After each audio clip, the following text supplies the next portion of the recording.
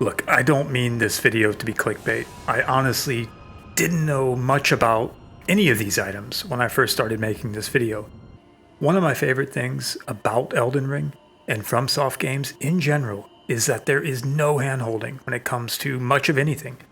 There is no real explanation on utility. It's kind of up to us to figure out what something is for and whether it suits our approach.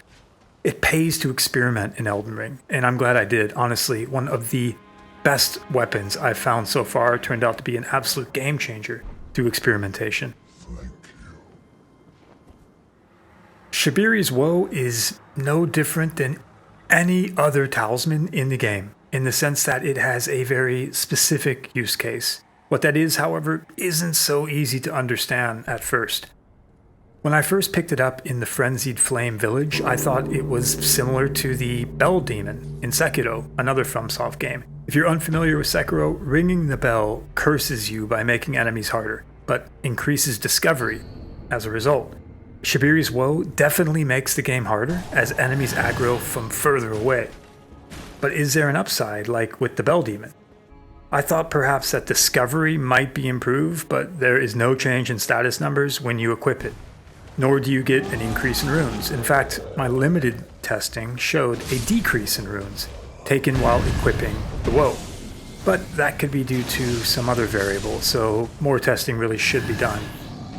I thought that maybe it would improve Frenzied Flame usage or power in some way based on the item's original location and item description, but I couldn't see a favorable difference when using it on the Troll in Stormveil. One use case is purposeful aggro. I used it to attract the Troll in Stormveil to destroy the statue, but that's a reach at best. I'd say then its primary use is as a harder setting, kind of like the skulls in Halo.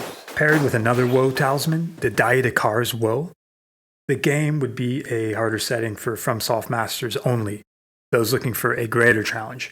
That does not include me.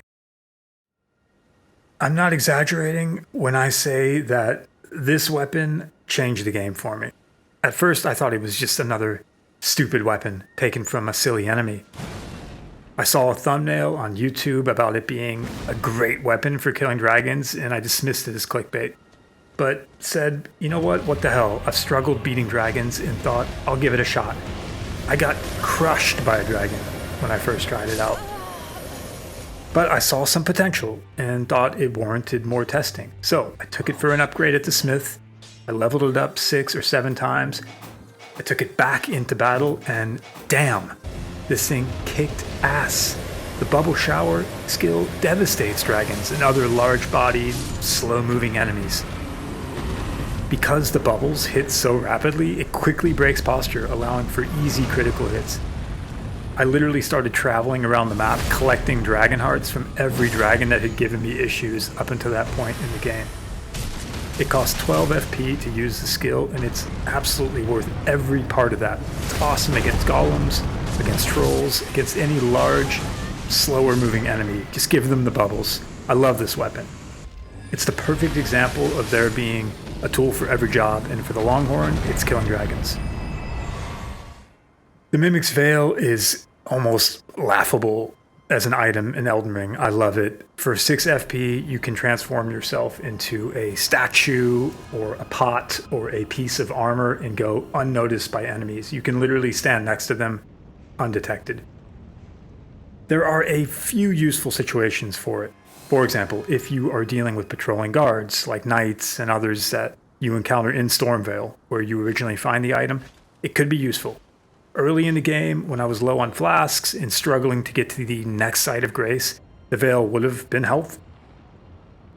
But there are limitations. Do not expect to solid snake yourself through an enemy camp. If an enemy sees you moving, they'll attack. If you roll, you'll break the mimic. So really, if you plan to use it, move slowly and choose your opportunities, but do it really for the comedy.